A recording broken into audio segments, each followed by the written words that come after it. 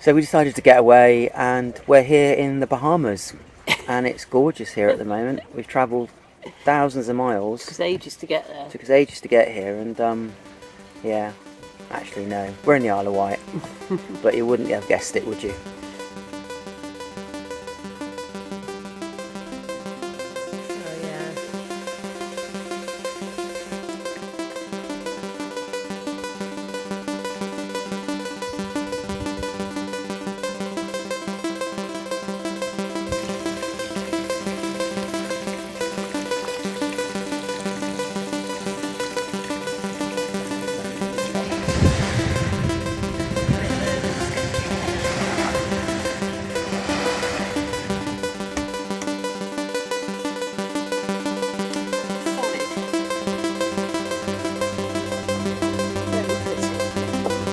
And it's gorgeously sunny here, and we just had a picnic. And We it's like really picnics. relaxing. Oh, we went there with my.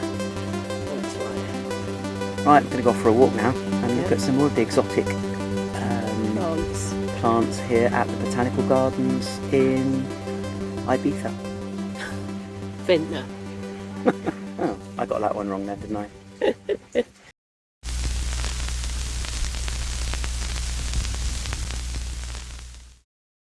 Right, so we're back in the reality of the workshop. No more exotic holidays for probably another 10 years. Anyway, yeah, so, I've been complaining about the lights. We've put some new lights in here and they're a bit bright. Mrs. Breaker's complaining that the lights are too bright and it's shining off my head too much. So there's a few, we can deal with that problem. Anyway, so the Danna, what have we done with the Danna? What is being improved and whatever? So a few things broke, actually, and but before I get onto the things that broke, I'm going to talk about the cosmetics. I love this camo, this digital pattern, this urban digital pattern. It's really, really, really good. But what I did notice is that these things, for real, have now been put into active service on the Eastern Front in Ukraine, and of course they're not Dannas, they're Dittas, 155 SPGH Ditta.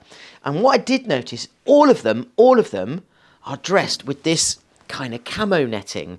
So what I'm going to do is, I'm thinking this is just like a cotton net.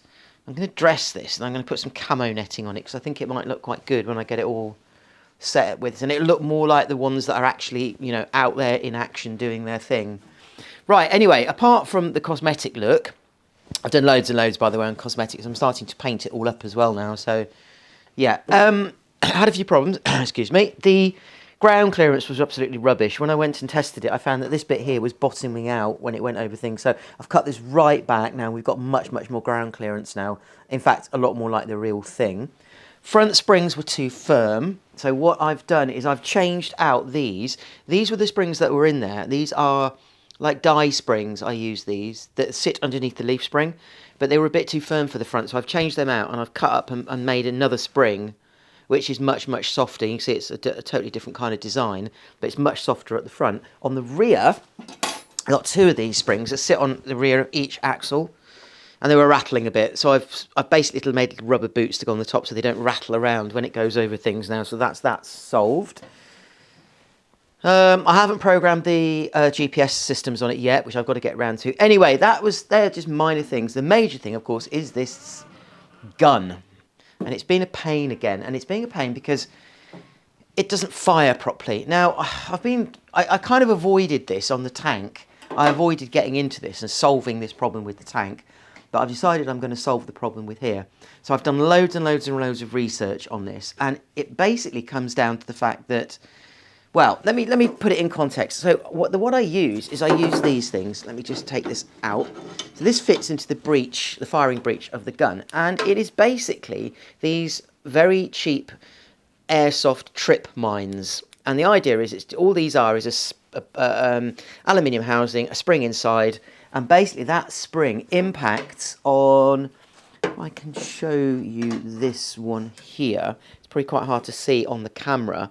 But this is a little blank round. These aren't bullets. I know they look like bullets, but they're not. They're just blank rounds. They've got black powder in and they go bang when you hit the end bit on here. And on the end here, there's a little kind of what's called a percussion cap. And they're different sizes. That's a 209 round. And that is basically a 9mm. Now, the way it works is that in here, there is a, I don't know, what do you call it, a springy thing that comes up with a point. And that impacts on the back of that and then fires that. Now, these things are incredibly cheap. You can buy these on eBay and places like that. Now, they're incredibly cheap for a reason, probably about £5. They don't work, which I know probably sounds a bit crazy, but if you don't believe me, go and look at the reviews of these things. Trip mines, whatever they're called, on Amazon, whatever. They're cheap. All the reviews are negative because they simply don't work. Now, they don't work for a very, very good reason. Let me just very, very quickly take this one apart so you can see how this works. There is basically, as I said, aluminium housing, just a blob of aluminium. There is a spring and there is a pin. And this is the bit that doesn't work. It's the pin. It's the firing pin. It's the pin that hits the back of the blank round. What I've done from my research now is when you look at these ends, these tips, they're all different. Some of them even pierce the actual end of the blank round, which of course makes this useless. It won't work. It's absolutely critical in the design that the design of the end, or the, I don't know what they call it, it's probably a technical term for this, the trigger, the firing pin, whatever it is, it's got to be exactly the right shape to impact on the back of the blank round. Otherwise, it will not fire the rounds.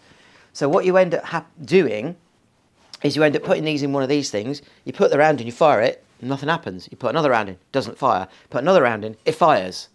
So you're just wasting money because you're just wasting your time and wasting money.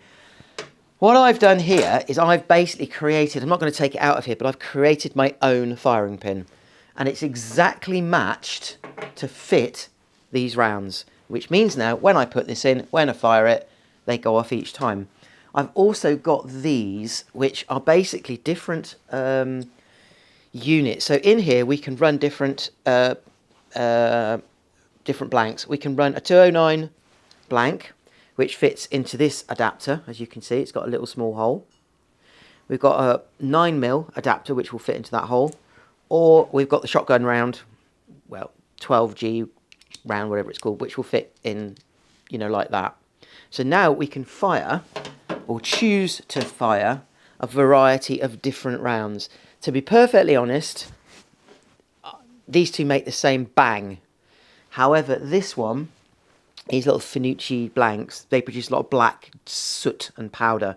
So they make a really nice, they look really, really good because it's like a, coming out at the end of the gun looks really, really good. And really, to be perfectly honest, that's all I'm concerned about with this, is the smoke effect coming out of the gun. It looks really, really good. As I said before, these don't fire anything. It can't fire anything.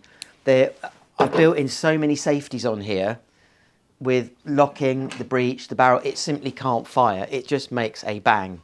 But anyway, hopefully I have solved that problem and the firing system now works. Now, when can you get to see this thing in action? So we've got Open Studios coming up at the end of September, which for those of you that excuse me, haven't been here before or haven't seen that before, we open up our entire workshops here. In fact, Mrs. Breaker is now going to advertise it. Hello everybody! Open Studios, 20th, 21st, 27th, 28th of September. Come and see all the stuff like the Danna Dita, whatever it's called. Danna. And Master Maker will actually be at REME the first Saturday. So if you want to meet him, you've got to come Sunday or the final 2 Saturdays and Sundays, the final weekend. And it's also part of a bigger thing, which is where artists open their studios all over Swindon and the surrounding area.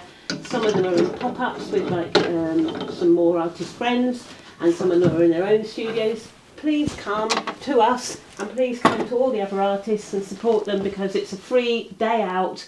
Some of them have cake too, and actually we have cake too here, cake courtesy of Spellbound Arts and Bakes.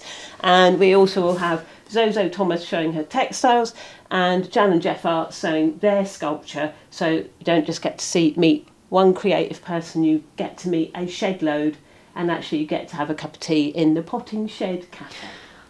And the REME Museum have got a model day in October And this, along with a couple of the other models that we've got, will be there as well. And hopefully we'll be able to do some firing as well. So be able to make some bangs, and it'll be really, really good. So that's us done until we go on our next exotic holiday. Oh, we have got something to tell you a little bit about, but it's for the future. Tiffany, as you know, has had some upgrades. Very, very soon you're going to see some more adventures of Tiffany. Yeah. Because she's going to be out and about doing lots of things, and as I said, she's had lots of upgrades and stuff like that, which is going to be really, really cool. Yeah, anyway, Bye. from Ibiza. From Swindon.